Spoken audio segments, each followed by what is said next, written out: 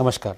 Saint Stephen's Cambridge JNU इत्यतः उत्तरोत्तरम् अध्ययनाध्यापनं सर्वं शोधादिकार्यं विहितवान् भवान्। अथ फॉर लव एंड ऑनर ईदृशानि पुस्तकानि विलिखितानि भवता।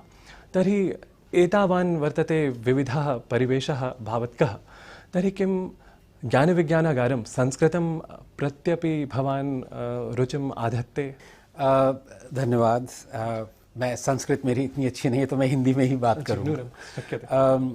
मेरा संस्कृत एक बहुत ही ज़रूरी भाषा है, लेकिन बहुत कम लोग अब उसको बोलते हैं। और आपको शायद ये पता ना हो या हो कि डॉक्टर अंबेडकर ने कहा था कि संस्कृत हमारी नेशनल लैंग्वेज होनी चाहिए। उन्होंने ये कहा था।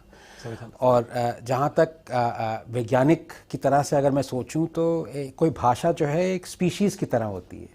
Species they become extinct all the time. So ऐसा नहीं है कि कोई भी भाषा अगर एक्सटिंक्ट हो जाए, इनफैक्ट हर साल बहुत सारी भाषाएं एक्सटिंक्ट हो जाती हैं। लोग बोलना बंद कर देते हैं और भूल जाते हैं उसके बारे में।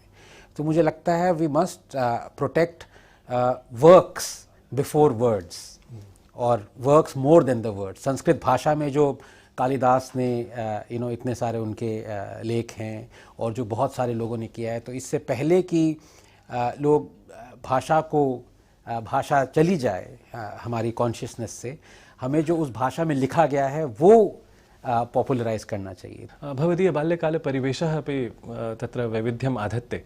माता पञ्जाबप्रदेशीया वा भवतः?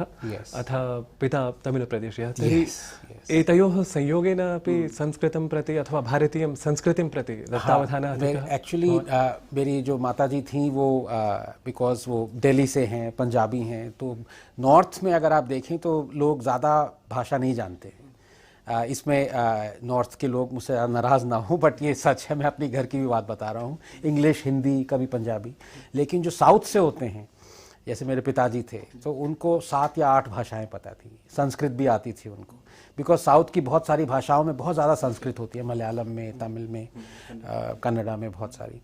पर घर पे हालांकि पिताजी, क्योंकि हम नॉर्थ इंडिया में ही रहे हैं, तो पिताजी ने हिंदी सीखने की कोशिश करी, लेकिन माताजी ने कभी तमिल सीखने की कोशिश नहीं करी। तो हिंदी और इंग्लिश में ही बात होती थी। सुश्रुत प्रतिपादिता वर्तते शल्यक्रिया। तस्याः विषये बहु विवादः भवति। तत्र साइंस कांग्रेस इत्यत्रापि वस्तुतः तत् समीचीनं न वा अथवा किमपि यत्किमपि उक्तं तथाविधं वर्तते। तर्हि वैज्ञानिकाः सन्दिहानाः भवन्ति। एवमेव बुद्धिजीविनः अपि आक्षिपन्ति यत् वस्तुतः तत् सर्वथा सत्यं नास्ति इति। परं भवादृशाः वैज्ञानिकाः ये सूक्ष्मातिसूक्ष्मस्तरीयं चिकित्साक्षेत्रं प्रति तत्र भवन्तः लग्नाः वर्तन्ते, मॉलिक्युलर् मेडिसिन् इत्यत्र, तर्हि भवादृशाः वैज्ञानिकाः किम् अत्र कथयितुं शक्नुवन्ति? लोग कंफ्यूज हो जाते हैं कि लोग कहते हैं एक्सट्रीम पे चले जाते हैं, एक कि सब कुछ भारतवर्ष में हुआ था, या वो लोग कहते हैं कि सब कुछ जो हुआ था पहले वो गलत था। दोनों तरह की बात है और दोनों बहुत गलत बात है। जो प्रूफ है जिसके बारे में आप उसको आगे लाइए, और बहुत सारे आप और वैज्ञानिकों से आप सुनेंगे अभी कि इतना ज़्यादा आयुर्वेद पे काम हुआ है, विज्ञान में, इनफैक्ट मेटलर्जी में। अभी भी अशोका पिलर की आप बात करें, अभी भी इट इज़ अ मिस्ट्री कि वो and thousands of years back. So हमारी जो हेरिटेज है, साइंटिफिक हेरिटेज, मैथमेटिकल हेरिटेज, वो ग्लोरियस है। लेकिन ये नहीं कि हमने सब कुछ किया हुआ है, ये गलत बात। तर्हि शल्यचिकित्सां भवान् स्वीकरोति वा? कि तस्मिन् काले शल्यचिकित्सा आसीत् वा न वा? यस्, तर्हि आसीत् इति। अस्तु। हरिद्रा, हल्दी इति वदामः हिन्द्यां। टर्मरिक् इत्यस्मिन् विषये भवता अन्यसहयोगिभिः सह कार्यं विहितं वर्तते, वरं शोधकार्यं तत्, यदर्थं प्राशस्त्यमपि आप्तवान् भवान्। तर्हि किमत्र वैशिष्ट्यं? तत्र आयुर्वेदस्य प्रभावः कश्चन? या एक तरह से आप उसको कह सकते हैं, बिकॉज हल्दी में जो एक्टिव इंग्रेडिएंट है वो कर्क्यूमिन है। In fact 95%, only 5% of the active ingredient is curcumin. तो जो प्रोफेसर गोवर्धन दास हैं, जिन्होंने माइकोबैक्टीरियम में 30 साल तक काम किया है और बहुत ही ज़्यादा एडवांस्ड लेवल की डिस्कवरीज करी हैं, स्टेम सेल और माइकोबैक्टीरियम का रिलेशन उन्होंने निकाला है। तो उनका ही ये मेन काम है जो ये बताता है कि जो कर्क्यूमिन है वो एक तरह से बायो एनहेंसर के रूप में भी आता है। और अगर आप नॉर्मल प्रिस्क्राइब्ड जो आपकी रेजिमेन है एंटी माइकोबैक्टीरियम, उसमें अगर आप हल्दी डालें या curcumin as a active ingredient डालें, so it is much more advantageous.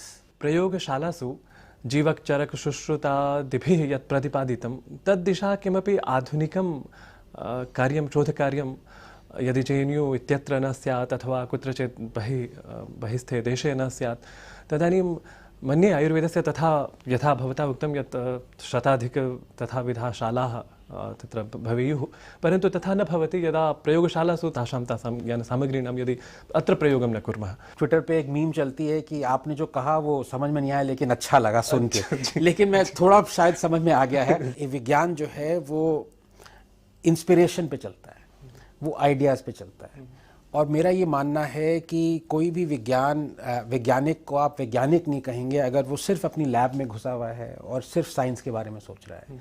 हर जगह आपकी इंस्पिरेशन है। अगर आप किसी भी चीज़ को देख लें, औषधि जो हमारी रीत चली आ रही है भारतवर्ष में, अभी 2 साल पहले एक महिला हैं लक्ष्मी कुट्टी, उनको पद्मश्री अवार्ड दिया गया। क्यों दिया गया? क्योंकि उनके पास 500 ऐसी औषधीज़ हैं जो कि हर तरह की डिजीज़ को ट्रीट करती हैं।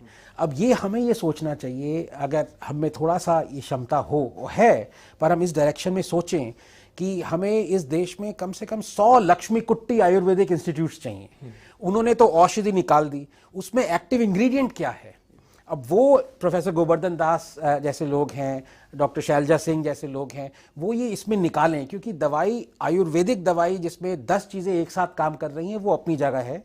जो नॉर्मल जो फार्मा कंपनीज करती हैं वो उसमें से एक चीज़ निकाल लेती हैं। जैसे बार्क ऑफ अ ट्री से आपने क्लोरोक्वीन निकाली, उसको आप तो उसका एक ये एडवांटेज ये होता है कि वो $multi-billion स्पिनिंग फिर हो जाती है।